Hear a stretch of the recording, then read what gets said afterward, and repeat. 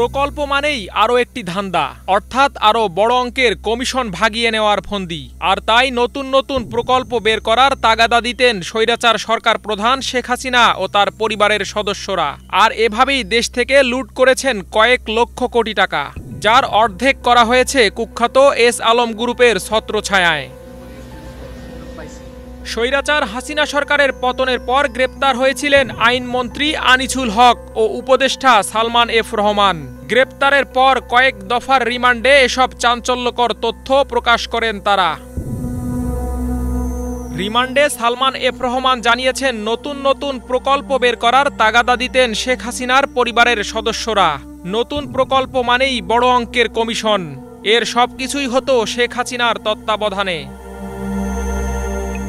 Salman F Rahman বলেছেন, শেখ হাসিনা ক্ষমতায় থাকাকালে S Alam প্রায় ১.৫ লক্ষ কোটি টাকা পাচার করেছে। এই পাচারের অর্ধেক টাকা শেখ রেহানা ও শেখ হাসিনার ছেলে সজীব ওয়াজেদ জয়কে দেওয়া হয়েছে বলে জানিয়েছেন তিনি।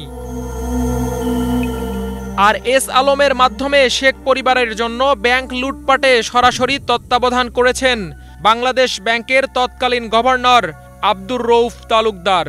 তবে এসব বিষয়ে হাসিনা সরকারের আমলে কেউ কথা বলার সাহস পাননি। কেবল অর্থ পাচার নয়, দেশের আরও অনেক খাত থেকে প্রকাশ্যে পুকুর চুরি করলেও এস আলমের বিষয়ে সবাই ছিলেন নীরব।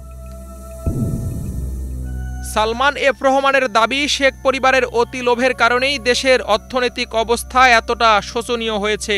তাতে সবসময়ই সায় দিতেন সরকারের শীর্ষস্থানীয় কিছু ব্যক্তি। শেখ হাসিনাকে বোঝাতে গিয়ে অনেকে ছিটকে পড়েছেন, কারণ সবসময়ই তার নিজের সিদ্ধান্তে অটল থাকতেন শেখ হাসিনা। আরমান মুজাহিদ, বাংলা ভিশন, ঢাকা।